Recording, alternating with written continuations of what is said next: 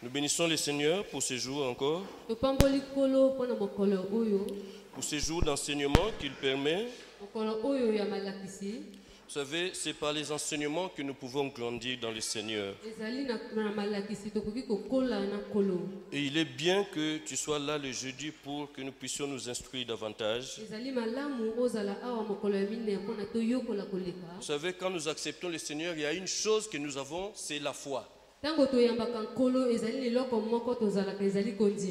veut dire qu'en acceptant Jésus-Christ, nous croyons en lui, c'est déjà une très bonne chose. Mais vous voyez, Pierre, quelque part dans une lettre, il dit « Ajouter à la foi la science » ou c'est rendu dans d'autres versions, la connaissance. Ça veut dire que la foi, c'est l'élément primordial, c'est la première des choses qu'il nous faut avoir. Mais il dit à cette foi, ajouter, il y a beaucoup de choses qu'il cite, c'est vrai. Et parmi ces choses, il dit la connaissance. Bien aimé, c'est bien que nous ayons la connaissance. Non, boyebi. Zébi, c'est science. Du genre physique et tout ce qui va avec. Ok, donc nous sommes en train, depuis un mois déjà, nous sommes en train de parler de notre thème qui est l'appel de Dieu. Cet appel de Dieu, nous sommes en train d'en parler, c'est particulièrement dans le domaine de l'évangélisation ou du gagneur d'âme. Parce que nous sommes sauvés pour que nous puissions en sauver d'autres.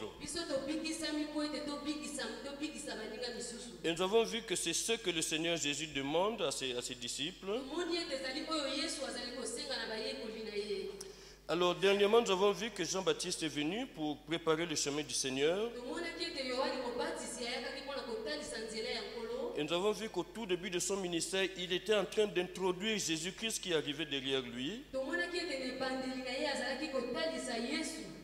Et même des disciples qui étaient à ses côtés, il leur a présenté Jésus et ses disciples ont suivi Jésus.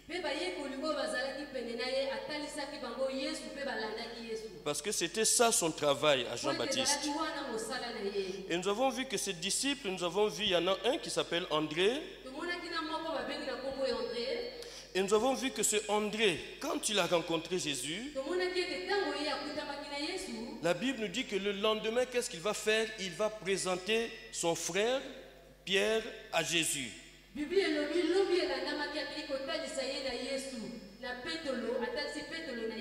Et nous avons vu aussi dans les Écritures que André, ce n'est pas un disciple dont on parle énormément dans la Bible.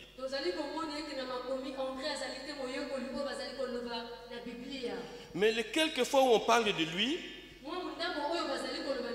il est en train d'amener des gens au Seigneur. Il a amené d'abord son frère, Simon. Ensuite, nous allons nous rendre compte que c'est lui qui va amener ce jeune homme qui avait 5 pains et 2 poissons, qui va l'amener au Seigneur. Et plus tard, nous allons voir que lui, ensemble avec Philippe, ils vont amener des Grecs, des étrangers, il va les amener au Seigneur. Donc, c'était son travail à lui, André, amener les gens au Seigneur. Et c'est cela que devrait être aussi notre travail à nous. Alors, la dernière fois que nous sommes retrouvés ici, nous avions dit que c'est bien que d'amener des gens au Seigneur, que de parler du Seigneur. Mais ce travail, pour le faire, à partir du moment où c'est un travail spirituel, nous devons le faire avec le Saint-Esprit. Et nous avions même dit que tout travail que l'on fait dans la maison de Dieu doit se faire avec l'aide du Saint-Esprit.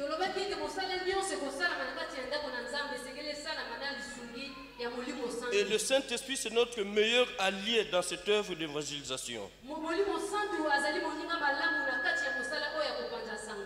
Parce que c'est vrai, quand nous venons au Seigneur, Jésus nous accepte tel que nous sommes. Mais lui-même a compris cette nécessité qu'il nous faut que nous ayons le Saint-Esprit pour bien le suivre. Et même ses disciples, après qu'il les eut enseignés, il va leur dire, attendez, ne commencez pas encore. Attendez que vous soyez remplis de la puissance d'en haut. Et alors vous pourrez être mes témoins. Donc le feu vert pour que les disciples commencent à annoncer l'évangile, c'était que le Saint-Esprit vienne.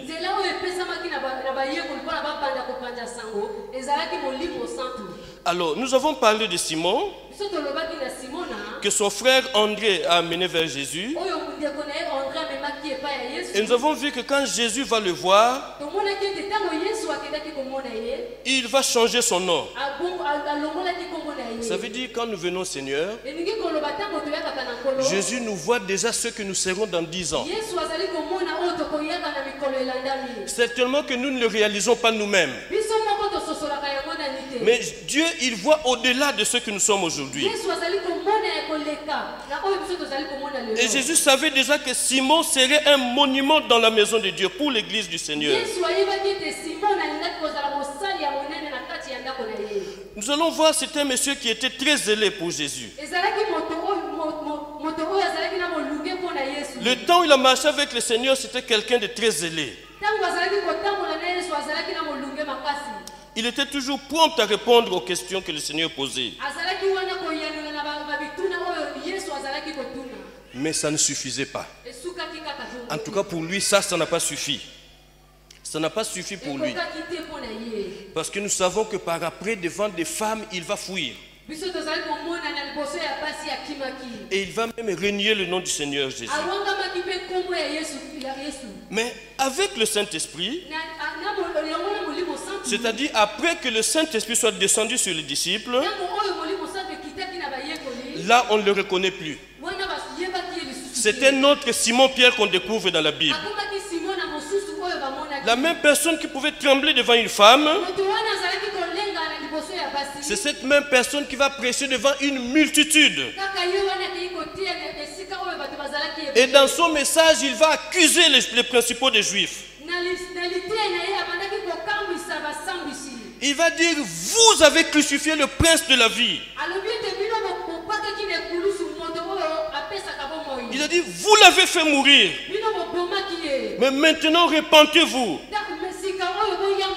Parce que le salut, c'est seulement en ce nom-là, le nom de Jésus.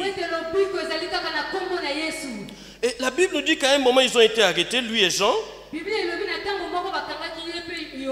Et ils se sont retrouvés devant les mêmes personnes qui ont fait crucifier Jésus.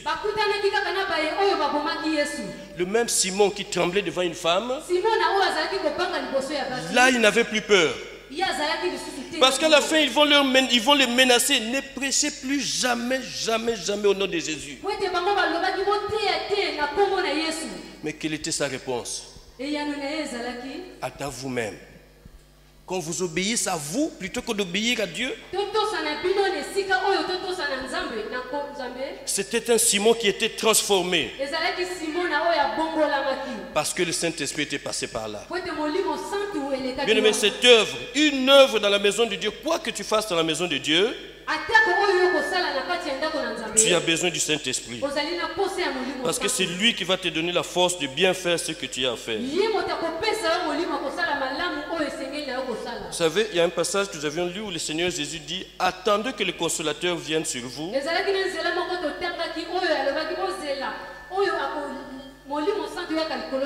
C'était Jean 14, le verset 26. Où le Seigneur dit, le Saint-Esprit va vous enseigner toutes choses. Et il vous rappellera tout ce que je vous ai dit. Donc le Seigneur comprend cette nécessité que le Saint-Esprit vienne pour les enseigner davantage. Parce qu'il savait que eux, après sa mort, devaient continuer le travail. Donc c'est vrai que le Saint-Esprit est là pour nous aider dans l'œuvre de Dieu. Mais il se trouve que nous aussi, nous avons un travail à faire. Alors c'est ce dont je voudrais parler aujourd'hui. Alors le thème que je voudrais développer pour la suite, c'est s'instruire pour en instruire d'autres. Bien aimé, nous sommes appelés à servir le Seigneur, à gagner des âmes pour le Seigneur. Donc nous sommes appelés à parler du Seigneur à d'autres. Mais il faudrait que nous-mêmes nous sachions ce que nous avons à dire. Si nous voulons instruire d'autres personnes, il faudrait que nous-mêmes nous soyons instruits. Bien aimé, tu veux enseigner à l'école primaire. L'État va exiger que tu sois passé par l'ENI. Tu veux enseigner au collège. L'État va exiger que tu sois passé par, c'est quoi, l'ENES. Il faut que tu sois passé par l'ENES. Il y a un diplôme qu'on appelle CAPCG. Je ne sais pas si c'est toujours comme ça. Il faut avoir ce diplôme-là pour enseigner au collège. Pour enseigner au lycée, il faut que tu aies minimum une licence ou un CAPEL. On appelle ça quoi maintenant? CAPES, je ne sais pas. C'est tellement vieux ces choses. Mais c'est comme ça que ça marche. Tu veux enseigner d'autres, toi-même, il faut que tu aies été enseigné.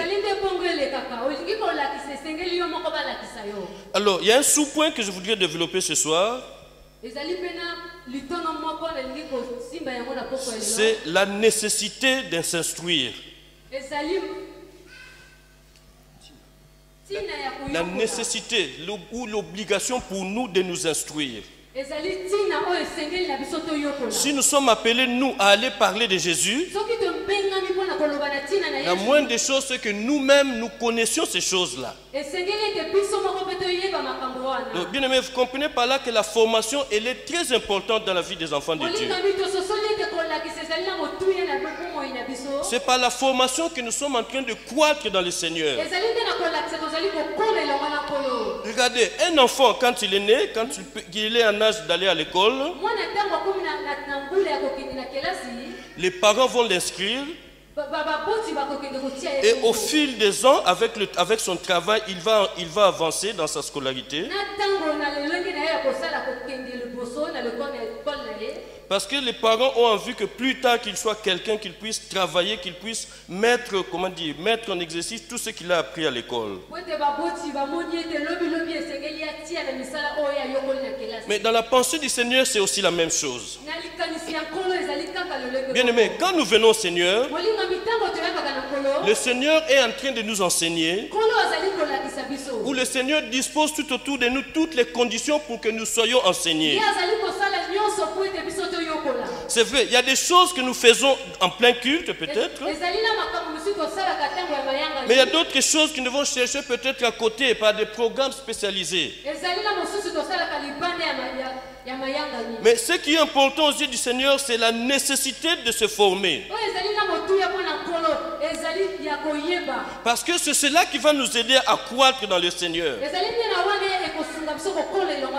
Dieu veut que nous ne soyons pas les mêmes dans 10 ans, dans 5 ans. Ce n'est pas normal aux yeux de Dieu. Et nous allons nous rendre compte que même les disciples que le Seigneur a appelés, bien aimés, ils ont été formés par le Seigneur. Regardez, c'est le Maître lui-même, Jésus, le Fils de Dieu, qui est Dieu. Il a choisi des disciples. Ils ont été à ses côtés. Ils ont marché avec lui. Mais je voudrais te dire, le temps où ils ont marché avec le Seigneur, c'était un temps de formation. Regardez, les Juifs n'ont rien compris à cela. Je vous ai parlé de Pierre et Jean le jour où ils ont été arrêtés. Et pendant qu'ils étaient en train de s'expliquer, la Bible dit que les principaux des Juifs étaient étonnés de l'assurance que Pierre et Jean avaient. Et pourquoi? Pourquoi cela? La Bible dit parce que pour eux, c'était des gens du peuple sans instruction.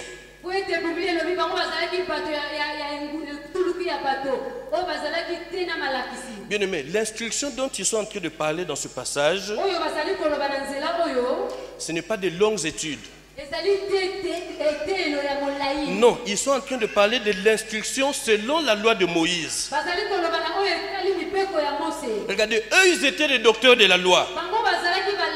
Donc, c'est des gens qui connaissaient la loi de Moïse, c'est des gens qui connaissaient les prophètes. Et Pierre et Jean ne sont pas passés par leur circuit. Et pour eux, c'est quelque chose qui ne pouvait pas se faire. Eux, ils considéraient que pour connaître Dieu, il faut passer par eux. Alors le fait que Pierre et Jean puissent s'exprimer avec une telle assurance, alors qu'ils ne sont pas passés par leurs écoles,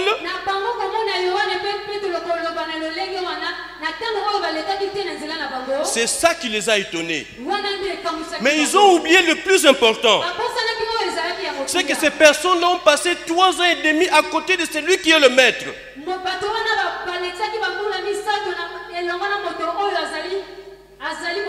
Bien aimé, qui peut mieux enseigner que le maître? Et eux, ils ont été à la meilleure école possible. C'est vrai, parmi ces gens-là, il y avait des grands. Il y a un d'autre aussi qui s'appelle Gamaliel. Il y avait un autre que vous connaissez qui s'appelait Nicodème. Bien aimé, c'était des grands docteurs de la loi en Israël. Mais ils ne comprenaient rien. Parce qu'ils sont restés sur la loi de Moïse. Et ils sont restés sur les prophètes. Mais ils ont oublié que Moïse avait parlé de Jésus. Les prophètes ont parlé de Jésus. Et quand Jésus est arrivé, eux n'ont rien compris. Ils n'ont rien vu. Alors que Jésus était là au milieu d'eux. Et pendant les 3 ans et demi, Jésus s'est mis à former tous ses disciples. C'est la meilleure école possible. Même aujourd'hui, il n'y a pas une meilleure école de théologie qu'à l'avoir appris aux côtés du maître. Donc, voyez-vous, le Seigneur lui-même s'est rendu compte qu'il fallait qu'il forme ceux qui étaient avec lui. Parce que c'est eux qui devaient poursuivre son œuvre plus tard. Bien aimé, il s'en est fallu du temps, c'est vrai, 3 ans et demi. Regardez, le jour où André va amener Simon Pierre à Jésus, Jésus va dire à Pierre, tu es pécheur, désormais, tu seras pécheur d'hommes. Ça veut dire son travail futur allait être quoi? D'aller prendre des pécheurs, des hommes dans le monde, des hommes qui sont dans le péché, et les amener à Christ. C'est ça qui devait être son travail. Jésus va le dire à Pierre la première fois qu'il va le voir. Mais est-ce qu'aussitôt après Pierre est parti pour aller prêcher? Il est resté à côté du maître. Pendant 3 ans et demi, il est resté à côté du maître. Bien aimé, cette école auprès du Seigneur, l'école auprès du Seigneur, pour nos disciples, pour les disciples qui étaient là avec lui, à un moment, ça a nécessité qu'il fasse un stage pratique. Vous savez qu'au mois que Jésus les a envoyés 2 à 2 pour aller prêcher le royaume de Dieu. Et ils sont partis à de grands miracles qui se sont opérés. Mais après, ils sont revenus encore au pied du maître. Il a fallu qu'ils continuent d'apprendre. Parce que le Seigneur avait compris cette nécessité. Et pourtant, quand ils sont revenus de la mission, ils ont dit au Seigneur toutes les merveilles que Dieu avait fait à travers leurs mains. Ils ont ressuscité des morts. Ils ont guéri des malades. Les lépreux ont été purifiés. Mais quand ils sont revenus, le Seigneur les a encore gardés là. Il ne les a pas renvoyés pour qu'ils aillent continuer l'œuvre. Il leur a dit, restez là à mes côtés. Et ils sont restés aux côtés du maître. toujours en train d'apprendre. Regardez, il y a une chose que nous voyons dans la Bible. Le Seigneur, quand il parlait à la foule, plusieurs fois, il utilisait des paraboles. Mais quand il expliquait les paraboles, ce n'était pas à la foule. C'était à ses disciples en particulier. Ça veut dire que c'était le temps de l'école. Les paraboles, c'était réservé aux disciples. Je vous ai dit, l'explication des paraboles, c'était seulement pour les disciples. Donc, bien aimé, si ceux qui ont marché avec le Seigneur sont passés par la formation, alors à plus forte raison, toi et moi. Si l'évangile nous est arrivé aujourd'hui, c'est à cause du travail de ces personnes-là. Mais ces personnes-là ont été formées pendant 3 ans et demi auprès du Maître. Bien aimé, je voudrais dire une chose, c'est que la formation, elle est permanente. On la fait en tout temps. Ce n'est pas une affaire d'âge. Tout le monde peut apprendre. Alléluia. À l'institut où je suis, on a un vieux, il vient de terminer avec papa, il a 74 ans. 74 ans. Vous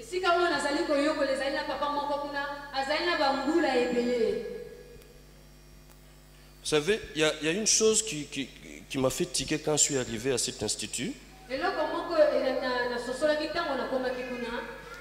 Vous savez, ça appartient aux assemblées de Dieu. C'est une grande communauté, vous connaissez. Mais ce qui m'a étonné, il y a très peu d'étudiants. Très peu, je vous assure.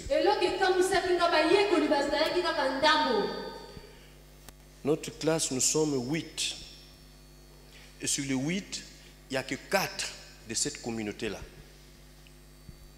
Et moi, je leur demande, mais comment vous avez un outil comme ça et ça ne vous intéresse pas, c'est quoi?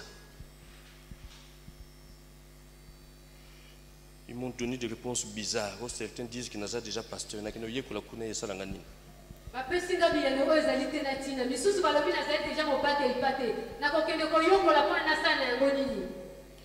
Bien aimé, la formation, elle ne s'arrête jamais. Si tu veux aller loin, prends le soin de t'instruire. Tous, à quelque niveau que ce soit, nous sommes appelés à parler du Seigneur. Mais il faudrait qu'il y ait quelque chose en nous que nous pouvons communiquer aux autres. C'est la raison pour laquelle il faut passer par cette formation. Donc, bien aimé, ne jamais se relâcher. Les apôtres qu'ils ont appris auprès du Seigneur, mais ça ne s'est pas arrêté là, parce que Jésus lui-même leur avait dit déjà que quand le Saint-Esprit va arriver, il va vous enseigner toutes choses. Et nous le voyons par après, le Saint-Esprit a continué de les enseigner. C'est vrai que le jour de la Pentecôte, ils sont entrés en plein dans leur ministère. Mais par après, on voit le Saint-Esprit à l'œuvre qui continue de les enseigner. Vous savez, quand vous voyez dans les livres des Actes des Apôtres, vous allez vous rendre compte qu'à un moment, il y avait d'autres fausses doctrines qui apparaissaient. Il y avait d'autres doctrines qui sont apparues. Alors, qu'est-ce qui s'est passé? C'est qu'il fallait que les apôtres réunis à Jérusalem puissent donner leur décision par rapport à cette mauvaise doctrine.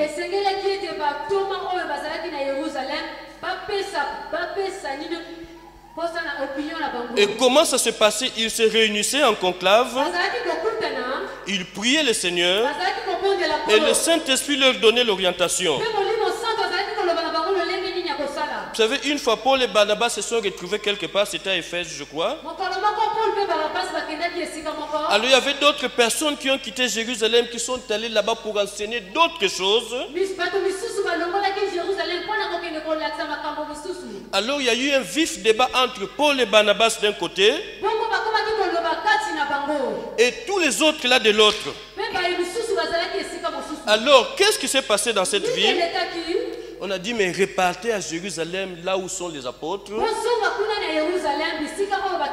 qu'ils nous disent comment faire par rapport à cela. Et quand ils sont partis, les apôtres se sont réunis. Et finalement, ils ont pris une décision. Et quand ils ont pris cette décision, regardez ce qu'ils vont dire. Ils ont même écrit une lettre. Regardez, ils disent, car il a paru bon. C'est dans Acte 15, le verset 28. Acte 15, 28. Regardez, dans la lettre, il dit ceci, car il a paru bon au Saint-Esprit et à nous de ne vous imposer aucune charge que ce qui est nécessaire. Ils disent car il a paru bon au Saint-Esprit. Ça veut dire que le Saint-Esprit continue de les enseigner. Alors qu'ils étaient déjà en plein dans leur ministère. Mais conformément à la parole que le Seigneur Jésus avait donnée avant, ils sont référés toujours au Saint-Esprit. Bien aimé, c'était des apôtres, les apôtres de l'agneau, ceux qui ont marché avec Jésus. Mais après le départ de Jésus, ils se sont rendus compte qu'ils avaient besoin de recevoir aussi quelque chose du Saint-Esprit. Bien aimé, la formation ne s'arrête jamais. Ne considère jamais que tu es arrivé dans les choses de Dieu. Tant que Christ n'est pas encore revenu, ce que tu trouves bon à faire, fais-le, bien-aimé dans le Seigneur.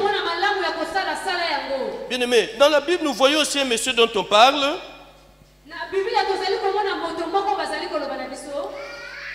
On parle de ce monsieur dans Acte 18, le verset 24. Acte 18, le verset 24. J'aimerais que nous lisions ce texte. Vous connaissez, c'est l'histoire d'Apollos. Regardez ce que dit la Bible. Un juif nommé Apollos, originaire d'Alexandrie, homme éloquent et versé dans les Écritures, vint à Éphèse.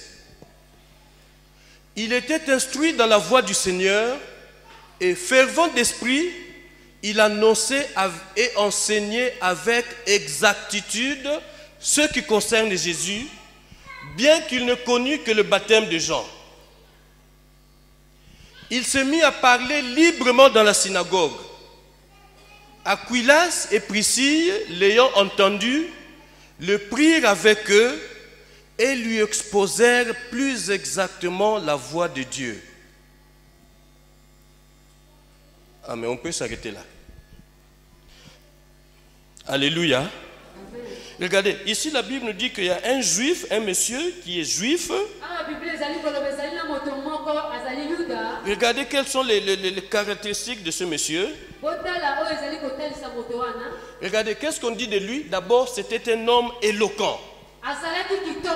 Non, il savait parler, il avait la facilité de parler. C'est quelqu'un qui avait la facilité de parler. Vous savez, c'est un peu comme sont les juristes aujourd'hui. Les gens qui ont fait droit. Un gars qui a fait droit, quand vous le laissez parler, là, c'est compliqué. Quand je parle avec mon frère Borel, là, j'ai dit, mais c'est lui-là, si tu discutes avec lui, c'est compliqué. Donc, c'était un peu un type comme ça. Il savait parler. Et non seulement il savait, il avait la facilité de parler. Regardez, qu'est-ce qu'on dit de lui encore? On dit il était versé dans les Écritures. Ça veut dire c'est quelqu'un qui prenait du temps à s'instruire. Alléluia. Amen. Si je demandais à quelqu'un ici qui a lu sa Bible ce matin, on va entendre des réponses compliquées. Je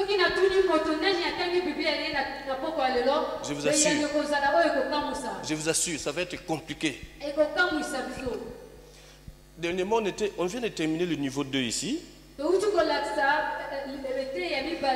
savez, dans le niveau 2, il y a une leçon sur lire et méditer la Bible. Et là-bas, on voit qu'il faut lire régulièrement, quotidiennement la Bible. On arrive vers la fin, donc vers l'avant-dernière leçon. Un jour, je demande, nous sommes devant le Seigneur. j'ai commencé à demander une personne, une par une, qui a lu sa Bible ce matin, qui a médité. On était 20 à peu près. Sur le 20, il y en a 5 qui avaient lu la Bible le matin. Si je vous demande ici qui a ouvert sa Bible ce matin avant de venir ici. Dieu vous voit. C'est lui qui juge, c'est pas moi. Donc, cet Apollos, la Bible nous dit qu'il était versé dans les Écritures. Ça veut dire qu'il connaissait très bien les Écritures. Regardez, qu'est-ce qu'on dit encore de lui? Regardez, on dit qu'il était instruit dans la voie du Seigneur. Ça veut dire que c'est quelqu'un qui a été bien enseigné dans les voies du Seigneur. C'est quelqu'un qui savait comment se comporter en tant que chrétien. On pourrait dire que c'est quelqu'un qui avait un bon témoignage. Et bien plus encore, qu'est-ce qu'on dit de lui? Il annonçait et il enseignait avec exactitude ce qui concerne Jésus. Bien aimé, c'était quelqu'un qui prêchait déjà. C'était quelqu'un qui annonçait déjà la parole du Seigneur. Donc c'était quelqu'un qui avait déjà un nom.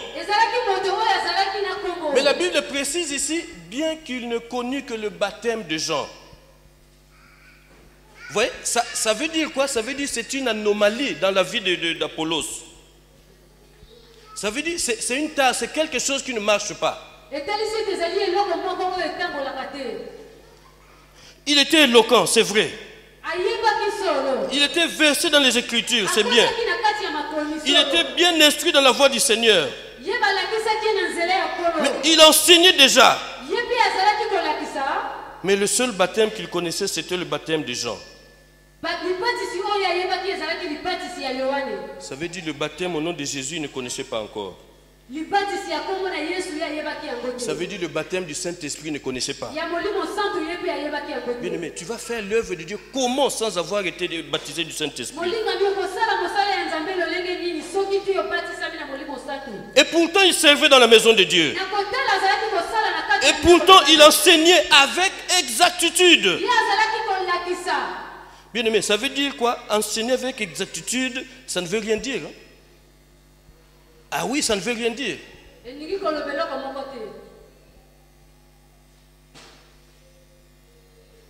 Quel exemple je peux donner? On peut connaître la parole, de Dieu. L'enseigner exactement. Mais sans pour autant croire à cela. Et oui, c'est possible. Tu enseignes des choses parce que tu as appris cela, tu as bien appris. Tu les enseignes, mais toi-même, tu ne crois pas en cela, tu n'es pas convaincu de ça. Mais lui, on dit que sa conduite était bonne devant le Seigneur. Parce qu'on dit qu'il était instruit dans la voie du Seigneur. Et qu'il enseignait avec exactitude. Alléluia. Mais regardez la suite. Ça veut dire qu'un jour, pendant qu'il était en train d'enseigner, il y avait beaucoup de gens qui étaient là. Et parmi ces gens-là, il y avait un couple, monsieur et madame. Monsieur s'appelait Aquilas. Et la femme s'appelait Prisca. Prisci et Prisca, c'est la même chose. Il y a d'autres versions qui disent Prisca. Alors, donc ces gens-là étaient là en train de l'écouter, ce couple, je veux dire. Ils l'ont entendu prêcher. Regardez, la Bible dit qu'il enseignait avec exactitude. Mais ce couple-là, regardez, ce couple-là, si vous remontez plus haut, vous allez voir que c'était des compagnons de Paul. C'est des gens qui ont marché avec Paul, qui ont travaillé avec Paul. Donc je voulais dire, c'était des gens qui étaient bien assis dans la parole de Dieu. Donc quand ils ont entendu Apollos prêcher, ils ont dit c'est bien. Mais ça ne suffisait pas. Alors qu'est-ce qu'ils ont fait? Ils l'ont pris à côté. Pour faire quoi? Ils lui exposèrent plus exactement la voix de Dieu. Ça veut dire ce qu'il faisait, c'était bien. Mais ce n'était pas vraiment ça. Il prêchait déjà. Mais il avait besoin d'apprendre encore. Et c'est le travail que Aquilas et Prisca ont fait pour cet homme Apollos. Voyez-vous, ça doit nous pousser à chercher à connaître davantage. Bien aimé, nous sommes comme Apollos aujourd'hui. Nous connaissons déjà un peu, c'est une très bonne chose. Peut-être que même nous enseignons déjà, c'est une très bonne chose. Mais qu'on ne s'arrête pas là. Nous avons besoin de connaître davantage. Nous avons besoin d'aller plus en profondeur. Alléluia. Regardez, on était à Imfondo, ça va faire 2 ans, je crois. 2 ans, oui, 2 ans. Et au moment de rentrer, il y a notre frère qui est là-bas, c'était le chef du protocole. Oui, Tazao. Tazao connaît le gars. Donc le gars, il vient nous dire parce qu'il fallait qu'on rentre, parce que papa devait repartir à l'école. Et le frère l'avait dit, papa, toi tu repars encore à l'école, pourquoi? Avec toute la connaissance que tu as encore besoin d'aller apprendre. Les gens là qui t'enseignent, est-ce qu'ils ont une église, un ministère plus grand que le tien? Alléluia. Amen. Papa dit, j'ai besoin d'apprendre encore. J'ai besoin d'apprendre davantage. Et maintenant je comprends cela. Sincèrement, je comprends maintenant sa pensée. Mais bien aimé, je vais vous dire une chose. Vous savez, le frère l'a dit, est-ce que ces gens-là, ils ont un ministère plus grand que le tien? C'est la question qu'il posait à papa. Il n'y a pas longtemps, nous sommes allés prêcher dans une église là-bas avec papa. Et là où il est parti prêcher, c'est son professeur qui est pasteur là-bas. Je peux vous dire que cette église-là, c'est la moitié de notre culte du dimanche. Alléluia. Amen. C'est la moitié de notre culte du dimanche. Vous divisez, la moitié des personnes, ce sont ceux qui fréquentent cette église-là. Et lui, il enseigne notre Père. Voyez-vous? Ça veut dire l'indicateur n'est pas dans la connaissance, mais l'indicateur est dans la soif de connaître. Lui, il a compris cela, il veut comprendre davantage. Il veut comprendre davantage, ça veut dire qu'il sera aussi plus efficace dans le service. Donc, bien aimé, l'exemple d'Apollos doit nous interpeller. Ne nous limitons pas. Ne considérons pas seulement ce que nous sommes aujourd'hui, mais voyons plus loin.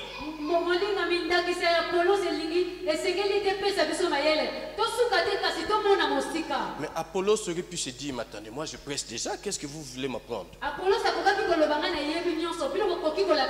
Mais c'est quelqu'un qui s'est fait tout petit, qui s'est assis au pied de Aquilas et Priscille. Et ce sont ceux-là qui lui ont instruit plus exactement dans la voie du Seigneur. Bien aimé, nous avons besoin d'apprendre davantage. Il faudrait que cette soif-là soit en chacun d'entre nous. Nous sommes appelés à partager à d'autres ce que nous avons reçu. Mais il faudrait d'abord que nous-mêmes nous puissions garder ce que nous avons reçu. Donc c'est une nécessité pour nous que de continuer de nous instruire. Bien aimé, quand je parle de nous instruire, ça ne veut pas dire que chacun doit aller à l'institut biblique. Ce n'est pas ce que je suis en train de dire. Ce que je suis en train de dire, c'est que chacun doit essayer de se dépasser par rapport au niveau où il est aujourd'hui.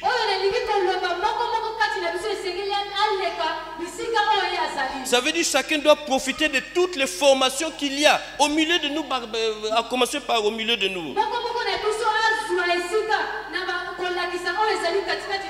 Bien aimé, il y a certaines choses qu'on ne peut pas enseigner ici au culte de jeudi, au culte de dimanche, c'est pas possible.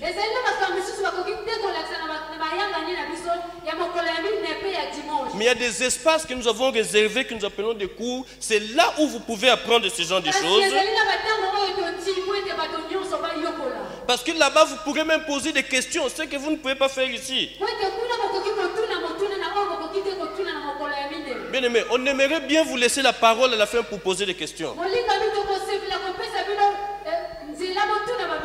Et nous sommes là pour vous répondre. Mais vous êtes encore les premiers à me faire signe de l'heure, que l'heure est déjà avancée.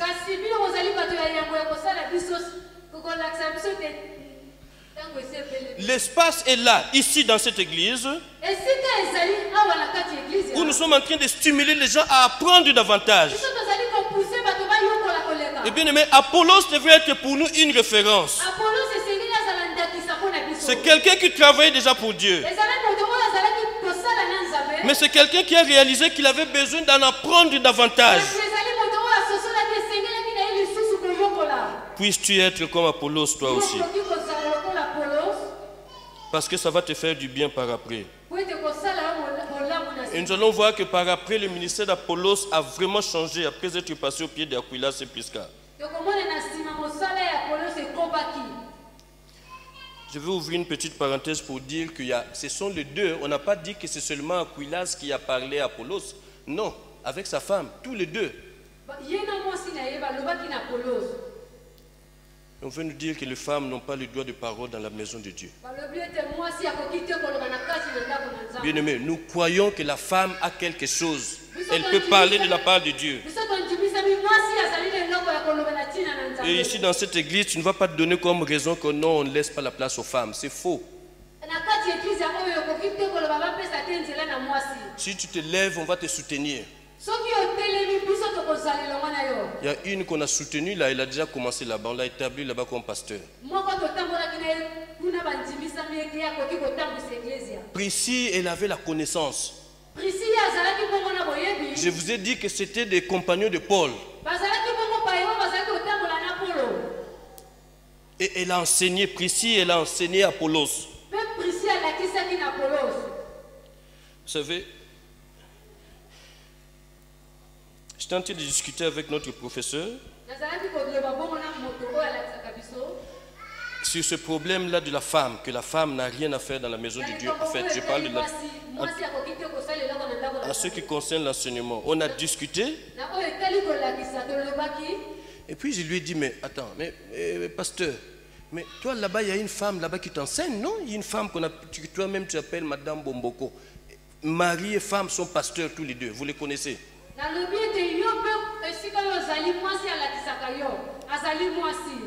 Donc regardez, lui c'est mon directeur ici. Mais lui, là où il va aller avec papa, puisqu'il va partir avec papa, parmi les professeurs qu'ils ont, il y a une femme. Donc mon directeur se fait enseigner par une femme.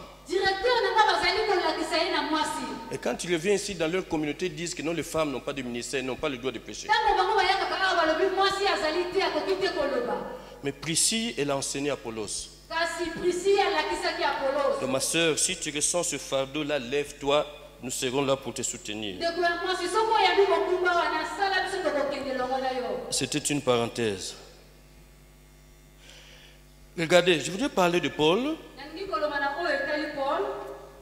Regardez dans la lettre qu'il écrit à Timothée, sa deuxième lettre. La deuxième lettre, le chapitre 4, le verset 13. 2 Timothée 4, verset 13. Regardez ce qu'il dit. D'abord, cette lettre, quand Paul l'écrit, il est au soir de sa vie. Il sait qu'il n'en a plus pour longtemps, il va être tué. Quand Paul écrit cette deuxième lettre à Timothée, il sait qu'il n'a plus beaucoup de temps à vivre. Il sait que sa mort approche. Mais malgré cela, regardez ce qu'il va demander. Parce que Timothée devait aller le visiter dans sa prison à Rome. Mais regardez ce qu'il va lui demander. Quand tu vas venir, quand tu vas venir, apporte le manteau que j'ai laissé à toi, c'est chez Carpus. Et après, qu'est-ce qu'il demande? Les livres et les parchemins. Voyez-vous, c'est quelqu'un qui se sait au soir de sa vie. C'est quelqu'un qui sait qu'il va mourir bientôt. Mais, tant qu'il est encore en vie, il a encore de l'espoir. Il se dit qu'il peut encore être utile à l'église du Seigneur. Bien aimé, il y a plusieurs lettres qu'il a écrites en étant en prison. Et tant qu'il n'est pas encore mort, il demande qu'on lui amène les livres et les parchemins parce qu'il voulait continuer de s'instruire et ainsi partager son expérience à d'autres. Timothée était déjà en train de travailler sur le terrain. Tite aussi était déjà en train de travailler sur le terrain. Et bien d'autres églises qu'il avait implantées, les gens travaillaient dans cette maison. Comme lui, emprisonné, il ne pouvait plus se déplacer. Alors qu'est-ce qu'il va faire? Il se mettait à écrire. Mais il continue de s'instruire. Et c'est la raison pour laquelle il va demander que Timothée puisse lui amener les livres. Parce qu'il avait besoin de s'instruire davantage. De sorte que quand il va écrire,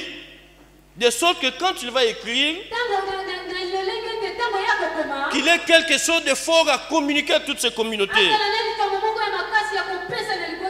Bien aimé, dans cette lettre, si vous remontez plutôt, il y a un endroit où il dit que je sais que le temps de mon départ approche. Il sait qu'il va bientôt mourir. Mais pour le peu de temps qu'il lui restait, il continue de s'instruire. Alléluia. Si lui le faisait à l'extrémité de sa vie, à plus forte raison à toi et moi qui avons encore le sang qui est fort. Regardez bien aimé dans le Seigneur. Paul, c'était un homme à part. Regardez, nous sommes en train de parler d'instruction. Ça veut dire qu'il y a quelqu'un qui doit nous enseigner. J'ai parlé de mon directeur, lui-même il est enseigné entre autres par une femme. J'ai parlé des apôtres, ils ont été enseignés par le maître lui-même.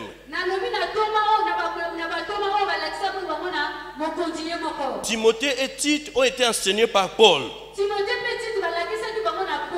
Mais une question, mais qui a enseigné Paul? Alléluia. Amen. Il y a beaucoup de pasteurs qui s'égarent sur ce passage. Regardez, on va lire ce passage. Galates, le chapitre 1, le verset 11 et le verset 12. Galates 1, le verset 11 et le verset 12. Regardez, là c'est Paul qui est en train de parler. Il dit ceci, après les salutations qui viennent dans les premiers versets. Donc ici il va dire, je vous déclare frères, que l'évangile qui a été annoncé par moi n'est pas de l'homme. Car je ne l'ai ni reçu ni appris d'un homme,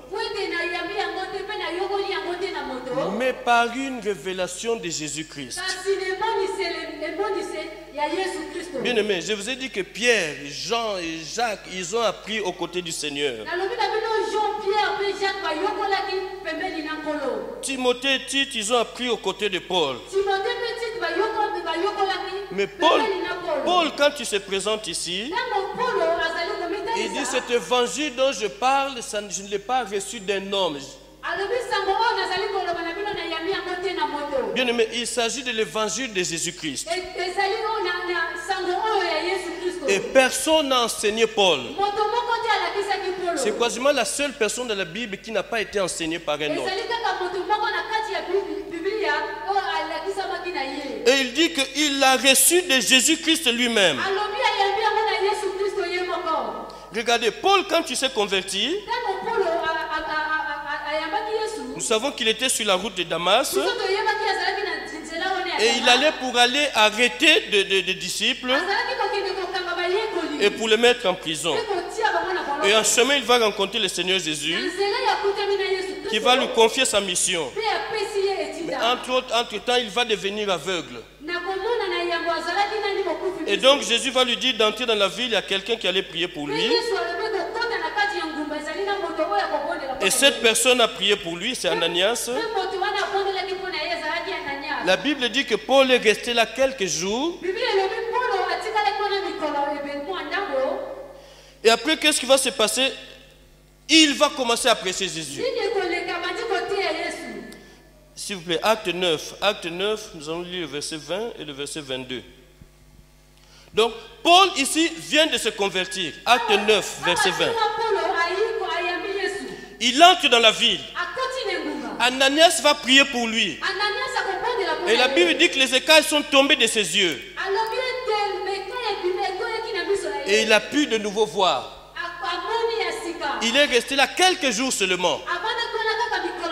Et regardez ce qui va se passer après. Et aussitôt il prêcha dans les synagogues que Jésus est le Fils de Dieu. Bien aimé, quelques jours après sa conversion, Paul s'est mis à prêcher que Jésus-Christ est le Fils de Dieu.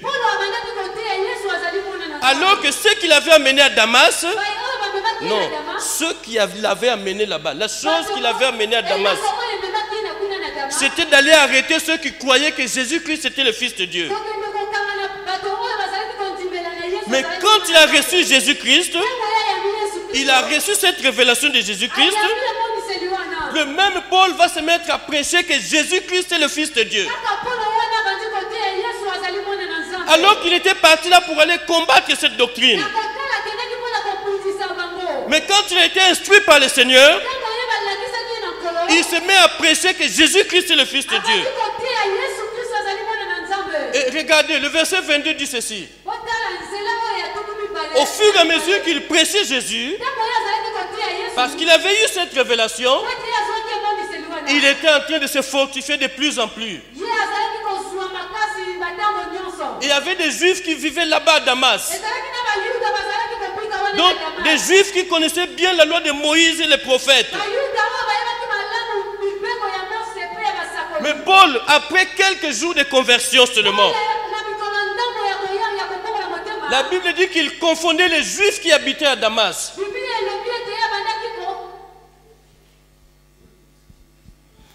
Il mettait les troubles dans les Juifs qui vivaient à Damas.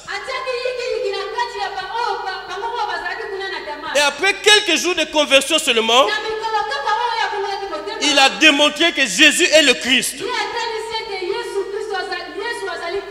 Bien aimé, il a reçu ça du Seigneur. Lui, il a eu une révélation. Il n'est pas passé par les pieds de quelqu'un.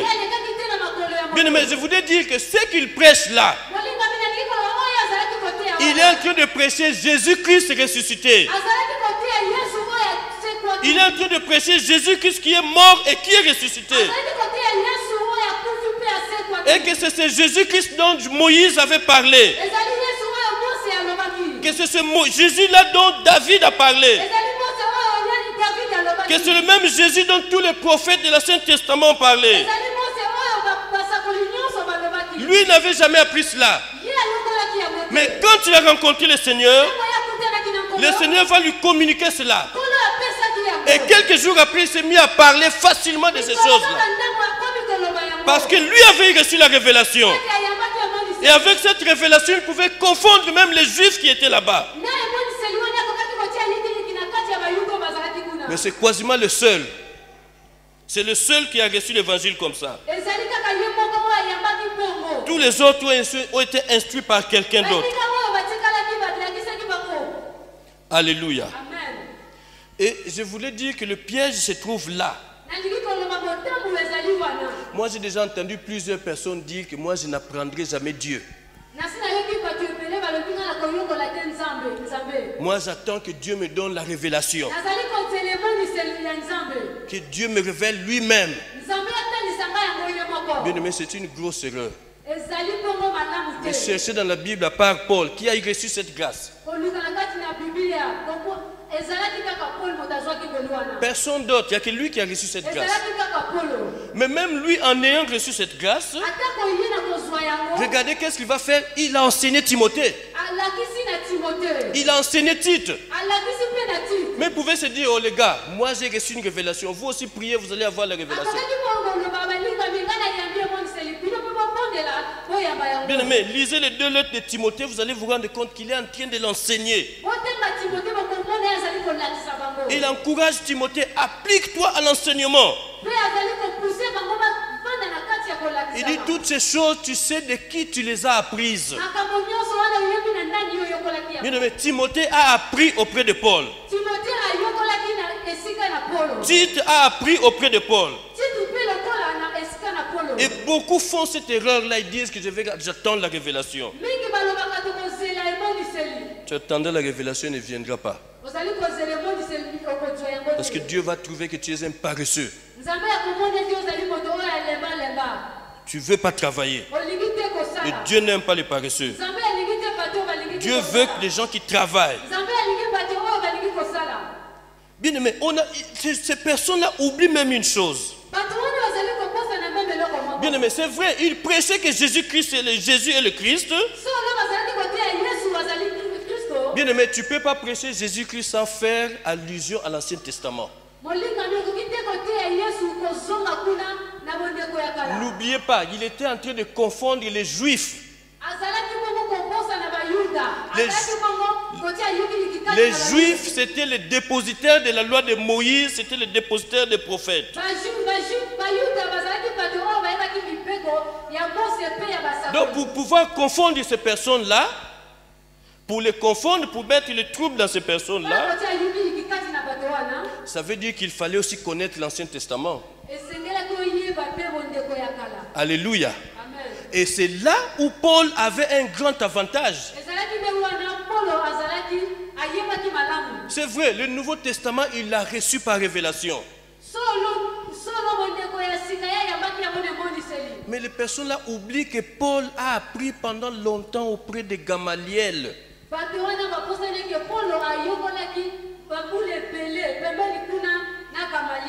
Et les historiens disent que Paul c'était l'un des meilleurs étudiants de Gamaliel.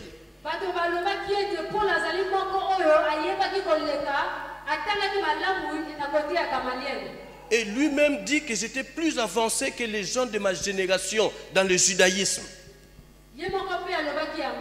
Donc c'est quelqu'un qui avait déjà appris. Quand il s'agit de la loi et des prophètes, il était calé parce qu'il avait été instruit auprès de Gamaliel. Donc ce sont les choses qui concernent Jésus qu'il a reçu par révélation. Mais le soubassement que la loi de Moïse et les prophètes, il avait appris cela, bien aimé. Si lui, le grand Paul, a appris ces choses-là, pourquoi toi et moi nous ne ferions pas cela? Bien aimé, regardez, quand la lettre qu'il écrit aux Romains, dans cette lettre, il montre qu'il maîtrisait la loi de Moïse et les prophètes. Parce que plusieurs fois dans cette épître de Romains, plusieurs fois il va citer l'Ancien Testament. Donc Paul connaissait l'importance de l'instruction. La preuve, il a lui-même enseigné Tite, il a enseigné Timothée, et il encourage les autres aussi à apprendre. Et c'est comme ça dans ces lettres, il va dire, recherchez la connaissance. Il va dire ailleurs, cherchez à croître en Jésus-Christ. Regardez ce qu'il dit, ce passage nous le connaissons, Éphésiens 4. Après les ministères, verset 11 ce sont les ministères, verset 12 pour le perfectionnement des saints, et verset 13 il dit, excusez-moi je vais fouiller ça, donnez le 13, ça c'est 13. Ah voilà, regardez qu'est-ce qu'il dit. Jusqu'à ce que nous soyons tous parvenus à l'unité de la foi et puis quoi? De la connaissance du Fils de Dieu. Donc ça veut dire quoi? Nous devons travailler pour avoir la connaissance du Fils de Dieu. C'est la raison pour laquelle Dieu a établi des ministres de Dieu pour que ceux-là, ces ministres-là puissent nous instruire dans la connaissance du Fils de Dieu. Et cette lettre, c'est Paul qui l'écrit aux Éphésiens. Et regardez, descendons au verset 15. Regardez ce qu'il dit là-bas. Regardez, il dit que, mais que professant la vérité dans la charité, nous croissions à tous égards en celui qui est le chef. Ça veut dire la pensée de l'apôtre, et c'est la pensée de Dieu d'ailleurs. Nous devons grandir dans la connaissance de Christ.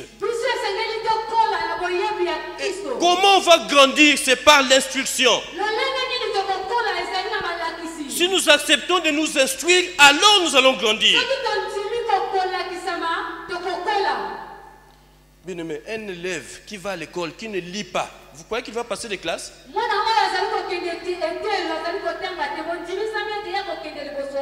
C'est pas possible, ça ne marche pas. J'ai une grande sœur, elle est morte depuis, elle était enseignante. Elle a commencé à enseigner à 18 ans. Elle a enseigné à Matumbu. À Matumbu, à côté de Kinkala. Et le jour où elle arrive à l'école, c'était sa première affectation. Donc elle est sortie de l'école de Mouyondi, là-bas, là où on enseignait, là où on formait les... C'était l'école des filles, on formait les enseignantes là-bas. Et aussitôt elle a été recrutée. Sa première affectation, c'est où? C'est à Matumbu. Elle arrive là-bas, elle va voir le chef du village. Elle se présente. Je suis l'enseignante qui a été envoyée ici par l'inspection. Le directeur pensait à une blague.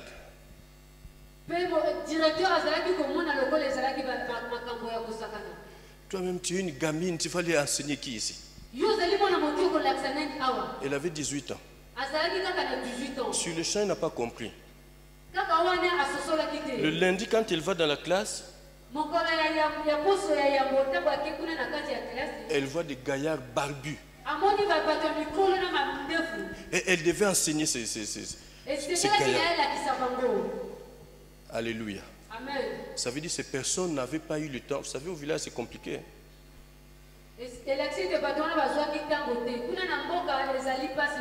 Surtout à l'époque, là, nous sommes dans les années... Attends, elle a eu son...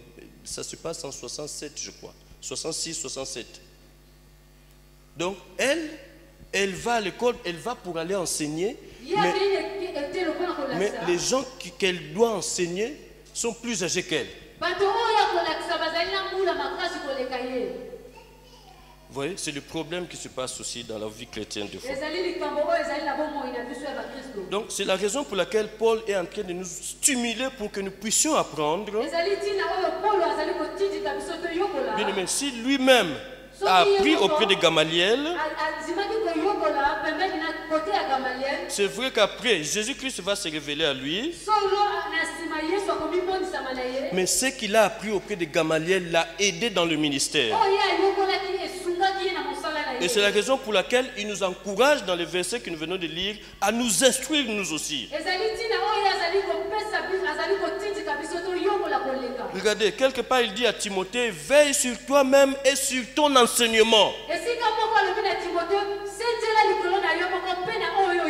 Et quand il écrit aux Colossiens, il dit que la parole de Dieu habite parmi vous abondamment. C'est Paul qui est en train d'écrire cela. Alors, comment des gens peuvent dire que non, Paul, il a reçu ça par révélation? Oui, il a reçu par révélation. Mais c'était sa grâce à lui. Mais il incite les autres à s'instruire.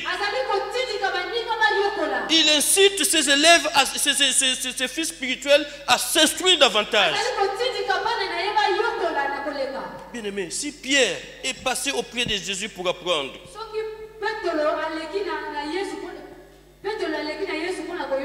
bien-aimé, tous ceux que nous voyons dans la Bible, à un moment ou à un autre, ils ont été au pied de quelqu'un où ils ont appris. Ça veut dire que c'est une nécessité pour nous que de nous instruire. Bien-aimé, Apollos était devenu un grand par après. Mais il a fallu qu'il passe au pied d'Aquilas et Priscille. Bien qu'il servait déjà le Seigneur, bien qu'il prêchait déjà la parole de Dieu, mais il a fallu qu'il s'assoie au pied de ce couple pour connaître davantage. Bien-aimé, Paul, au soir de sa vie, il demande des livres pour s'instruire davantage.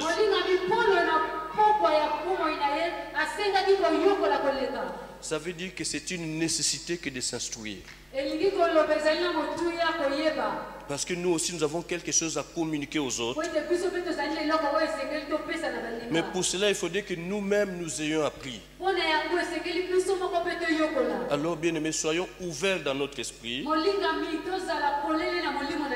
Profitons de toutes les occasions qui nous sont offertes pour que nous puissions apprendre. Et je peux vous assurer que nous serons plus efficaces dans l'œuvre du Seigneur. Alors, que cette parole soit bénie dans la vie de quelqu'un ce soir.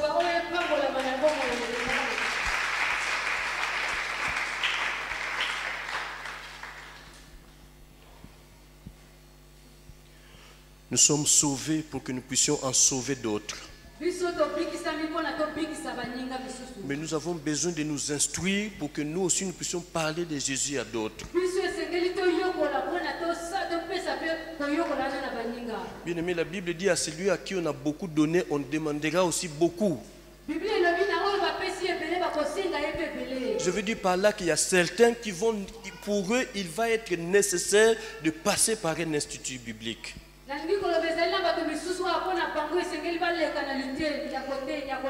Mais pour d'autres, bien aimés, commençons par le commencement, si je peux me répéter.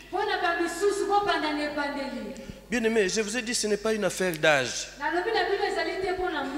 Bien aimé, les cours que nous faisons là, les cours de niveau 1, vous semblez minimiser cela, mais vous ne pouvez pas savoir quelle est la richesse qu'il y a là-dedans.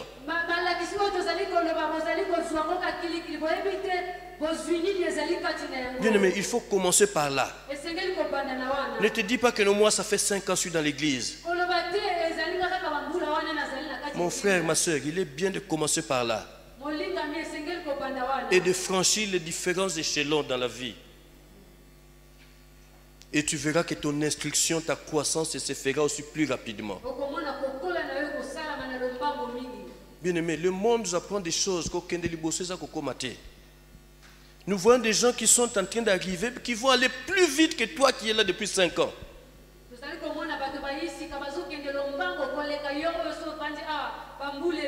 Parce que ces personnes-là acceptent de s'instruire. Ces personnes-là acceptent de passer par le moule de tout le monde.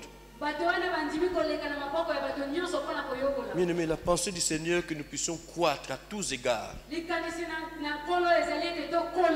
Mais il faudrait que nous-mêmes aussi nous y mettions du nôtre.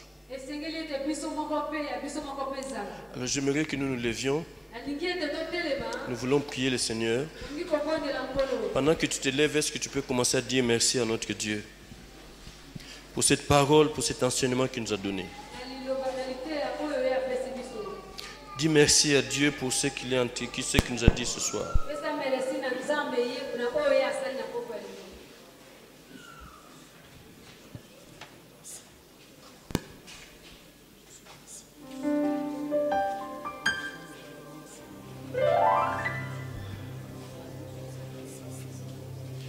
Rends grâce au Seigneur, mon frère, ma soeur.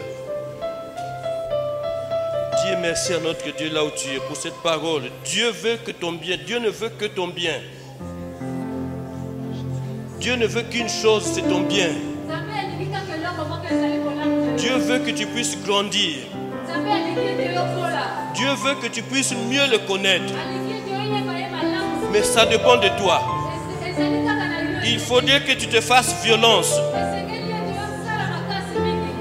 Il faudrait que ça soit une soif en toi. Il faudrait que tu aspires à cela. C'est ta volonté. Si tu veux, cela peut se faire pour toi. Mais c'est le désir de Dieu pour toi. Que tu puisses grandir. Que tu puisses t'instruire davantage. Parce que demain, ce sera à toi de prêcher aux autres. Parce que demain, ce sera à toi d'exhorter les autres. Mais qu'est-ce que tu vas leur dire si toi-même tu es vide à l'intérieur de toi? Qu'est-ce que tu vas partager aux autres si toi-même tu n'as rien?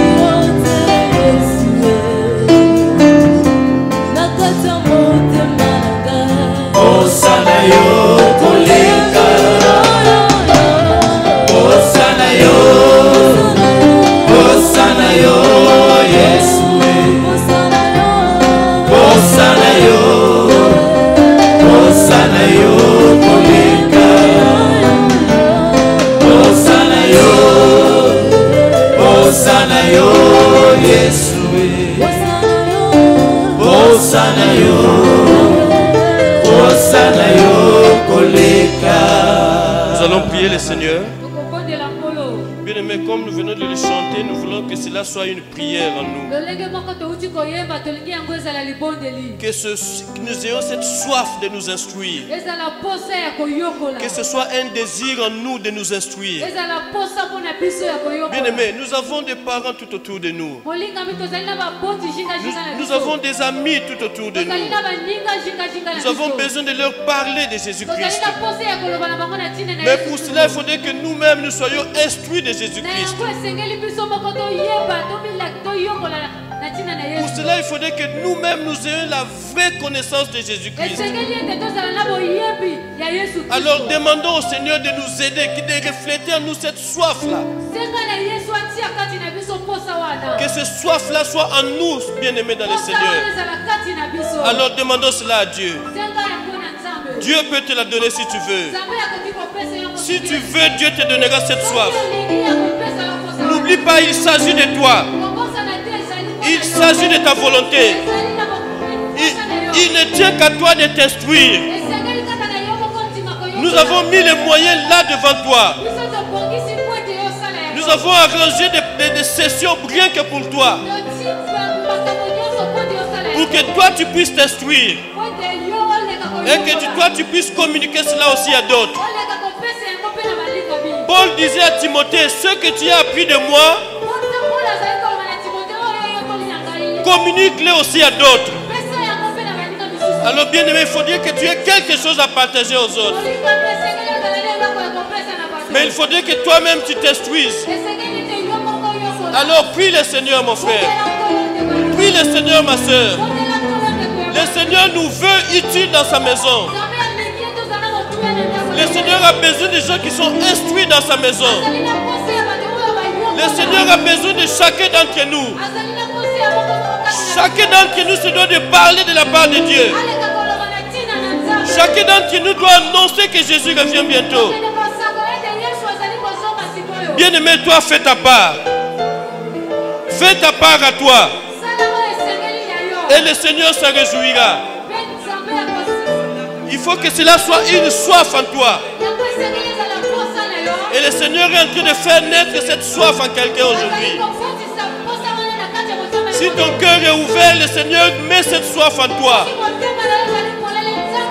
Et toi aussi, tu vas chercher à t'instruire. Tu vas chercher à mieux connaître Dieu. Tu vas chercher à grandir dans la connaissance de Jésus-Christ. Tu vas chercher à grandir dans la connaissance de notre Seigneur.